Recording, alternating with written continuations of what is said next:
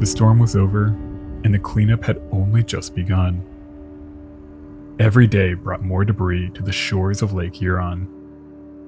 A seemingly endless barrage of broken panels, furniture, barrels, life jackets, and countless other remnants of the 13 ships lost to the Great Lakes storm of 1913. It was the deadliest storm in the region's history. Some of the largest ships on the lakes, the Charles S. Price, Isaac M. Scott, Henry B. Smith, and the largest Canadian freighter at the time, the James Carruthers, were all among the missing before debris and bodies confirmed their tragic loss. In Hamilton, Ontario on November 17th, Thomas Thompson received the message that every parent fears. It was from his daughter in Sarnia. His son, John Thompson, was on the James Carruthers the night she was lost. None of her crew survived. Thompson's son was dead. He immediately headed for Goderich, Ontario, where some of the bodies from the wrecked ship were being kept for families to identify. He hoped that his son would be one of them. A proper burial would maybe give his grieving family some degree of comfort. When he arrived, he was taken to a row of around 7 bodies, all young men believed to be from the Carruthers. Most were found wearing life jackets bearing the name of the ship. Thompson immediately noticed that one of the men had webbed toes, just like his son. He had a tattoo with his initials, JT, scars on his shin and nose, and the same missing tooth. He looked at the young man's face. It was his son. He must have felt some grim sense of relief. Lake Huron took his son's life, but it wouldn't claim his body. He made arrangements to have his son sent to their home in Hamilton. He purchased a coffin, flowers, mourning clothes for the family, and he arranged for a simple but dignified memorial service at their home. Friends and family crowded the modest house, and their priest said some words in commemoration. But just as the ceremony was nearing the end, the front door opened, and a hush fell over the room. There in the foyer stood John Thompson, as alive as he could be. Instead of the Carruthers, John boarded the Canadian on November 4th, and then took another steamer, the Maple, to Montreal. He was safe and sound in the city as the storm raged over the lakes. He then went to Toronto, where he picked up a newspaper and read about the tragic loss of life on the lakes. But to his surprise, he saw his own name listed among the dead. Instead of sending a telegram, he decided that it would be best to head home at once. He told a reporter, quote, "When I arrived home, I was almost afraid to go in. My people were all dressed in black when I walked in, and there in the parlor was a coffin covered with flowers and with candles burning at the head of it. For a moment I wondered if I was really alive. Everyone looked at me strangely. I had to pinch myself to find out whether I was alive or not. It is all very strange. And the strangest part of it all is that I have not the least idea who the dead man is. But we will do all we can to find out." In the end, the young man was never identified. He was probably someone looking for work who was brought on the day that the ship sailed. He had no idea that he would become one of the 22 lives lost when the James Carruthers succumbed to the fury of what would become known as the White Hurricane of 1913.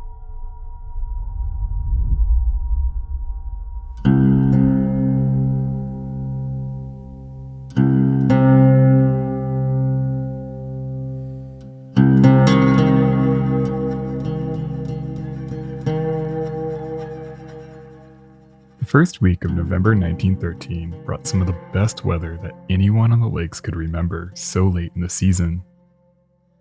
The air was warm and the skies were clear. Captains joked that summer forgot that it was supposed to end, and shipping managers were thrilled that the Great Lakes freighters could probably get in at least 3 more runs before winter finally set in, bringing the season to a close. At Fort William, Ontario, Captain William H. Wright of the brand new SS James Carruthers, the largest Canadian bulk freighter on the lakes at the time, was pleased to get more time to break in his ship before she was laid up for the winter. While the ship took on 375,000 bushels of wheat for the coming voyage, he happened to run into Captain S.A. Lyons of the J.H. Cheadle, a slightly smaller but nearly identical freighter sailing for Cleveland Cliffs Iron Company. Captain Lyons congratulated Captain Wright on his fine new ship and asked him how she was handling. Captain Wright replied, "We've still to learn all of her tricks, and the lads in the forecastle are complaining that the paint in their rooms is still a little sticky." The 2 men were in good spirits and soon returned to their respective ships. They were scheduled to depart at the same time late in the evening of November 6, 1913. But something kept the Carruthers tied up for another couple of hours, while the Cheadle slipped her mooring lines and nosed her way into Thunder Bay. But as they rounded Thunder Cape, the Cheadle encountered a heavy southwest wind that had whipped up the lake. Surprised by the sudden change in the weather, Captain Lyons decided that he would turn back and wait out the squall in the shelter of Pie Island. By 3:30 a.m. on November 7th, the winds died down and Lake Superior was calm once again. Just as Captain Lyons weighed his anchor and got underway, the James Carruthers finally departed Fort William, bound for Midland, Ontario on Georgian Bay. She cleared Thunder Bay just as the Cheadle started forward. The Cheadle wouldn't be far behind, and the 2 great freighters made their way down Lake Superior as the first light of dawn illuminated the lake.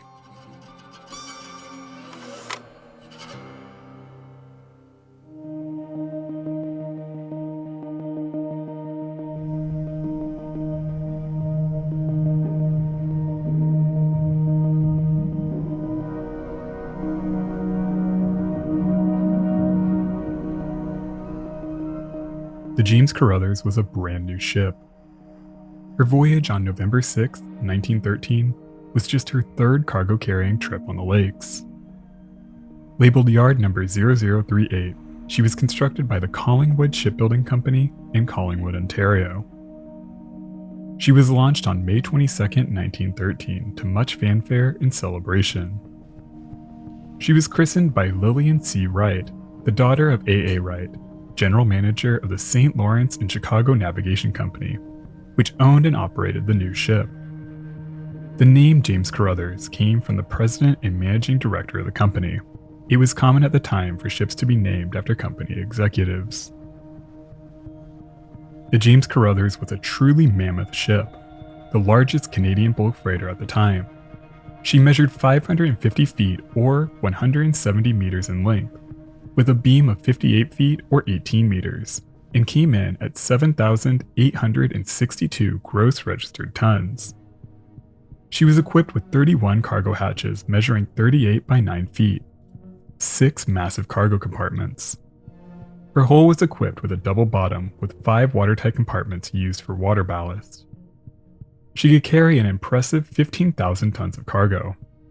It required 375 train cars, which would stretch over 3 miles to carry the same cargo capacity. Steam was provided by 3 Scotch Marine boilers that fed a triple expansion steam engine that drove a single propeller, achieving a service speed of around 10 knots. She was operated by a crew of 22.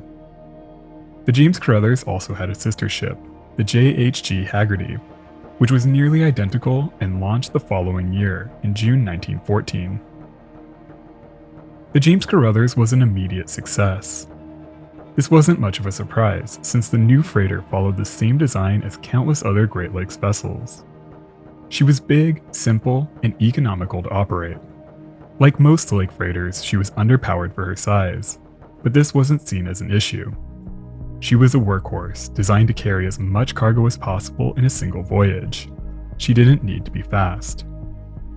In her first 3 voyages, the Carruthers broke records for the amount of wheat carried in a single trip. Captain Wright was proud of his ship, and as she made her way down Lake Superior on November 7, 1913, there was no reason to believe she wouldn't enjoy a long and prosperous career. But as the morning went on, weather observers began noticing signs of a coming storm. The forecast that morning called for a moderately severe gale, but no one took much notice. At 10 a.m., United States Coast Guard stations and all 112 Weather Bureau signal stations on the Great Lakes were directed to raise a square red signal flag with a black center and a red triangular maritime pennant below it. The flags indicated a storm with 55-mile-per-hour winds from the southwest. As night fell, stations posted a red lantern over a white one. While the warnings might have persuaded some captains in port to delay their departures, they had no effect on those already out on the lakes. At the time, weather forecasting was in its infancy. Predictions were often wrong, sometimes overestimating the strength of a coming storm, or woefully underestimating what was to come. It was the duty of a captain to monitor the weather and decide for himself what actions to take. While it was ultimately a captain's responsibility to determine whether it was safe to sail and when to take shelter, there was considerable pressure to deliver cargo on time. A ship in port doesn't make any money. Captains took pride in being known as what was called a heavy weather captain, a master who isn't afraid to face the fierce gales of the Great Lakes. While safety was always on any good captain's mind, driving his ship through a rough storm and delivering his cargo even in the worst of conditions was a badge of honor that promised status and bonuses. Captains who remained in port too often, especially when other captains were willing to take the chance, could lead to demotions and even firings. But when the winds picked up on Lake Superior a little after 3 o'clock on the morning of November 8th, Captain Wright and the Carruthers were already underway. Like most everyone else on the lakes at the time, the storm caught him totally off guard. They departed long before the warnings were issued, and even if he saw the warnings, they badly underestimated the brutality of what was to come. Now, as the temperature plummeted and the winds picked up to over 60 miles per hour with 80-mile-per-hour gusts, the best Captain Wright and his crew could do was white-knuckle their way through the storm. The James Carruthers was one of the best equipped ships of the time to handle such a gale. With trust, good seamanship, and a little bit of luck, they would soon be safe in port. They had no idea how bad things were about to get.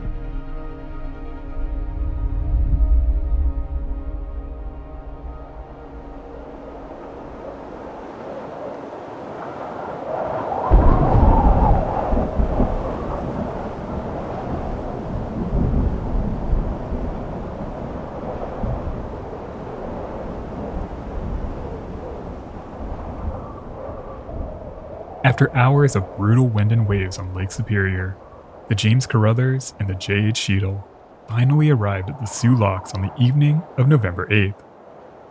Relieved to be away from the open lakes, Captain Wright and his crew believed that the worst was behind them.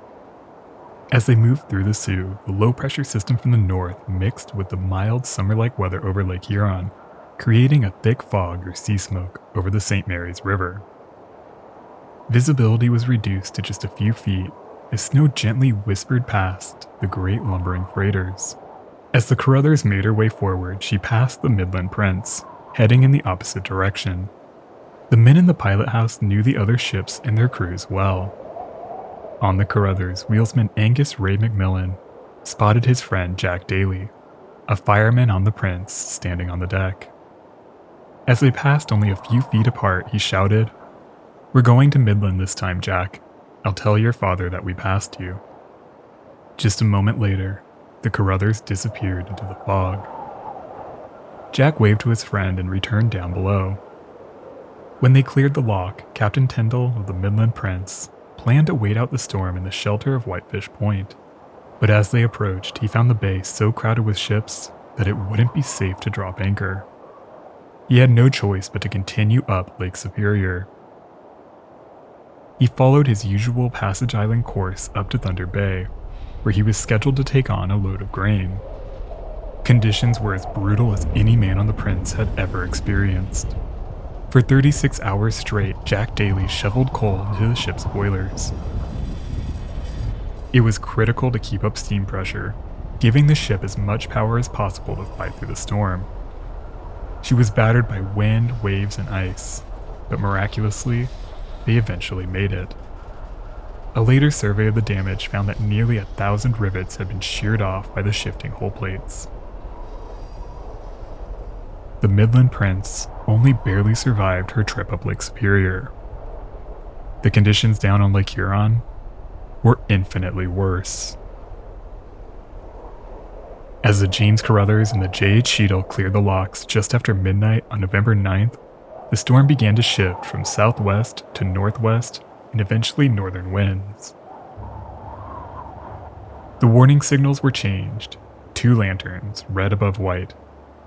But it seems that no one heeded the updated warning. After all, how could anything be worse than what they just went through on Lake Superior?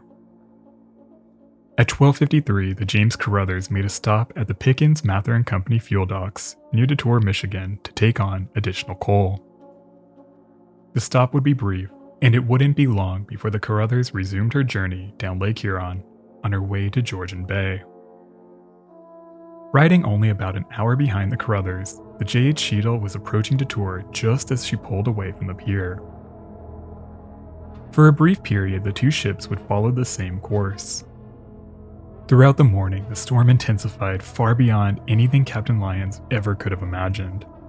The northerly winds screamed down Lake Huron, whipping up massive waves. Through the storm, Captain Lyons watched the lights of the James Carruthers, traveling just ahead of them. As visibility dropped, the lights faded and then reappeared several times. But finally, a little after dawn, the Carruthers turned to port, following a course that would keep her south of Great Duck Island on a straight line to Georgian Bay. As their courses diverged, the lights of the James Carruthers faded into the Maelstrom. He didn't know it at the time, but Captain Lyons would be the last person to see the James Carruthers for over 100 years.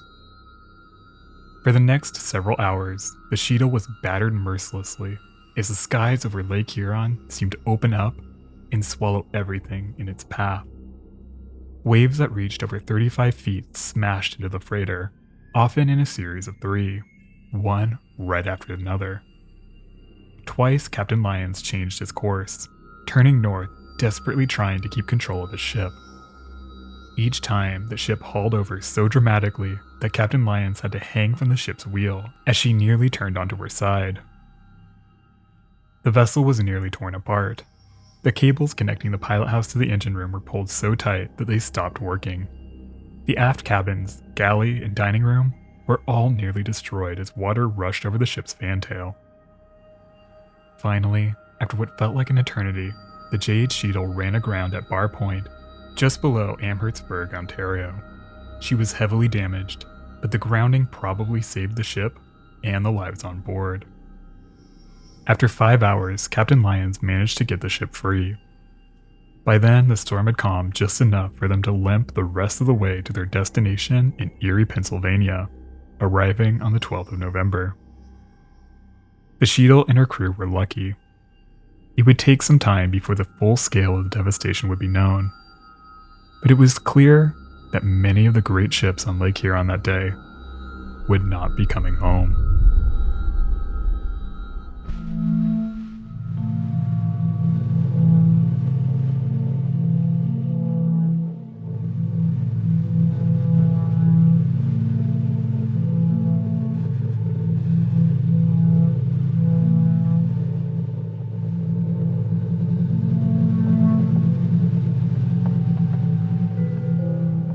In the tiny community of Inver Huron, Ontario, the afternoon of November 9, 1913, felt apocalyptic. Only a few hours before, the skies were calm and the air was warm. Then, out of nowhere, the wind shifted, temperatures plunged, and the sky seemed to open up as a thick blizzard swept over the town and whipped Lake Huron into a frenzy. The village was used to November gales, But this one felt different. People hunkered down and waited. Then, through the roaring maelstrom, they began to hear the whistle of a lake freighter ringing out again and again, somewhere out on the lake. It was the sound of death. Soon the flashes of distress rockets were sighted out in the distance. The townspeople knew that one of the Great Lake freighters was losing its battle with the storm, but they were powerless to save them. All they could do was listen and wait. Soon, the sounds faded into the roaring storm. The battle was over.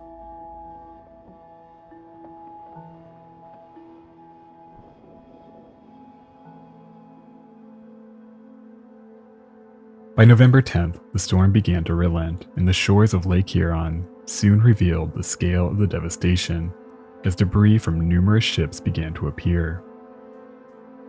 It was clear that ships like the Wexford and Regina were gone, but debris from the James Carruthers was slow to appear. But soon, the telltale signs of the freighter began to wash ashore, mostly around Kincardine and Point Clark. A large debris field was eventually found between Kincardine and Goderich, miles from the Carruthers' course. Finally, the loss of the freighter was confirmed when bodies began to wash ashore, wearing life jackets with the name James Carruthers stenciled across them. Captain Wright was soon identified, along with members of his crew. The pride of Canada's Great Lakes fleet was gone. How the huge freighter lost its battle with the White Hurricane remains a mystery. While several ships lost in the storm are believed to have gone down quickly, it's believed that the end came slowly for the James Carruthers. Most of the men were found wearing heavy coats and life jackets, meaning that they had time to prepare for the end. The distress signals seen and heard in Inver Huron, if they indeed came from the Carruthers, confirms this theory. With waves reaching over 35 feet and wind gusts over 80 miles per hour or more, the ship's lifeboats would have been a death trap, if they could have even been launched at all. What Captain Wright was thinking when he realized that his ship was dying will never be known. The 22 lives on board, some of them as young as 18 years old, would all be lost. All he could do was tell his men to don their life jackets and hope for a miracle that would never come.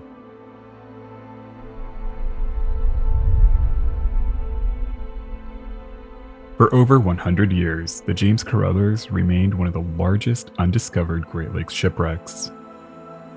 But then, on May 26, 2025, David Trotter, an 84-year-old shipwreck hunter, and his team found a massive object on the floor of Lake Huron. Laying about 20 miles east of Harbor Beach, the mass was miles away from where the Carruthers was believed to have gone down. But the size of the wreck meant that it could only be the Carruthers, the largest shipwreck yet to be found on Lake Huron. The wreck rests upside down in about 190 feet of water. 112 years after her untimely end, she finally revealed herself to the living. But what happened that night to the great ship and the 22 souls on board will never be known. That story was taken away from us by the White Hurricane of 1913.